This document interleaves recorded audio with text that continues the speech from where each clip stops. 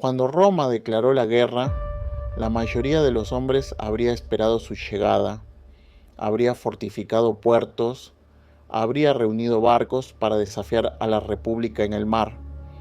Pero Aníbal no era un hombre común. Él era el hijo de Amílcar, el marcado por el juramento, el estratega que veía caminos donde otros solo encontraban muros.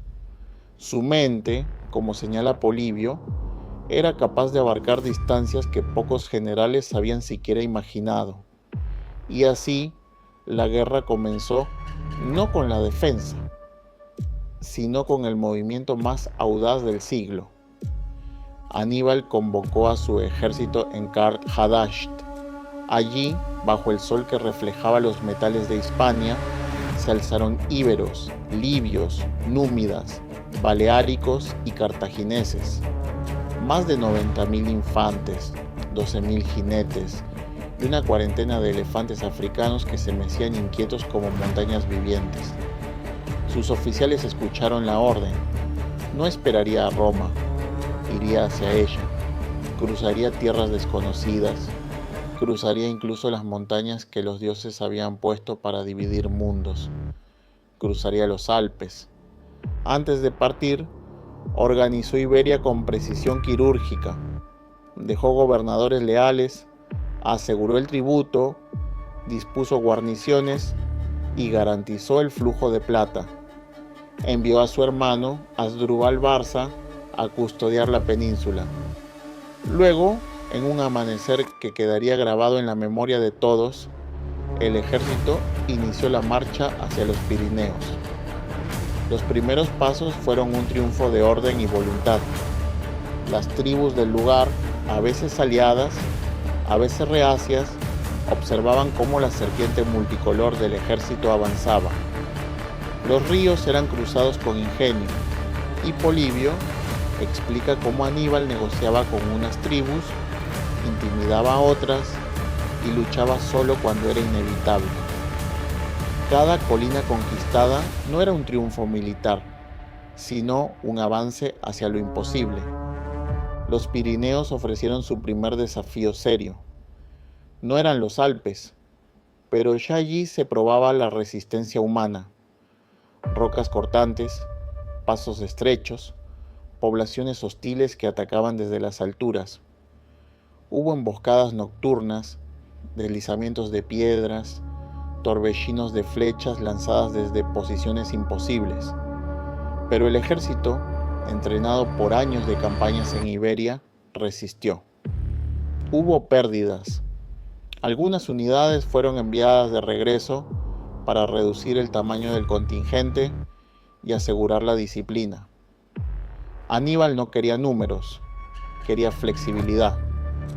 Quería un filo perfecto para cortar el corazón de su enemigo.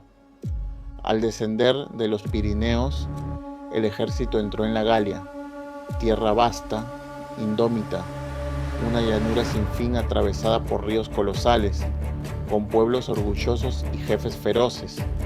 Algunos recibieron a Aníbal con regalos, otros cerraron sus puertas, pero él avanzó con una determinación que desarmaba cualquier duda.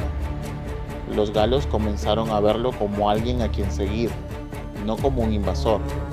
Su carisma operaba allí donde la espada habría fracasado. El Ródano fue el siguiente obstáculo, un río ancho, de corrientes peligrosas, vigilado por tribus enemigas. Polibio describe de manera magistral cómo Aníbal logró un cruce que parecía inviable. Construyó balsas, coordinó maniobras de distracción, envió tropas río arriba para atacar por la retaguardia. Y cuando el sol se elevó el día del cruce, el agua se iluminó con el reflejo de miles de hombres y animales moviéndose con un orden casi sobrenatural. Los galos, sorprendidos, retrocedieron ante la precisión del plan. El ejército cartaginés cruzó sin ser derrotado. Pero lo más inquietante estaba por llegar, un mensaje traído por exploradores. Los romanos habían enviado a Publio Cornelio Escipio, padre del futuro Escipio el africano, para interceptar a Aníbal en la Galia. El general cartaginés sonrió. Ya estaban buscándolo, pero no lo encontrarían allí.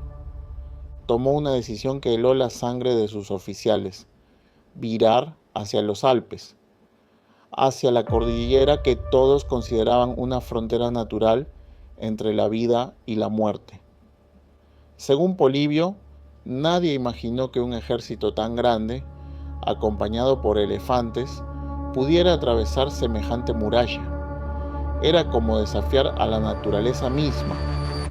El ascenso comenzó con un otoño temprano, con vientos fríos que descendían como cuchillas. Las tribus alpinas atacaban desde las alturas, invisibles entre las rocas.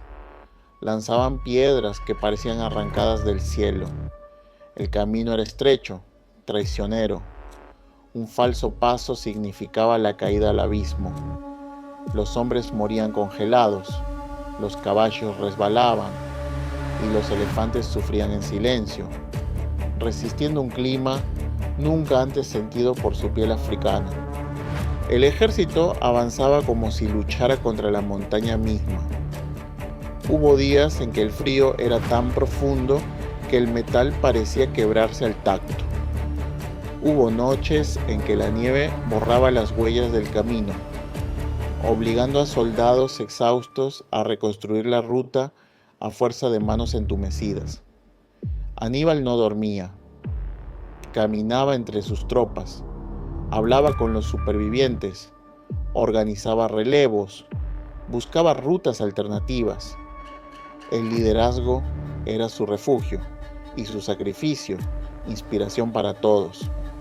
Al llegar a uno de los pasos más altos, el ejército se detuvo. Desde allí, Polibio relata una escena que marcaría la memoria del mundo. Aníbal, rodeado de sus oficiales y los pocos elefantes que quedaban, señaló con su brazo extendido la vasta llanura italiana, iluminada por un sol distante, y dijo que esa era la tierra donde lucharía contra Roma. Esa visión, grabada en la mente de cada soldado, los llenó de esperanza y renovó su fuerza. El descenso fue aún más peligroso que el ascenso. Hubo avalanchas, desprendimientos, hielo quebradizo, caminos inexistentes que debían tallarse con fuego y vinagre para romper la roca. Pero el ejército resistió, exhausto, diezmado, pero invencible en espíritu. Y cuando finalmente la columna emergió de las montañas hacia el valle del Po, Italia tembló. Un ejército que no debía existir allí había llegado, y Roma comprendió que el verdadero enemigo, el más peligroso de su historia, estaba ya en su propia tierra,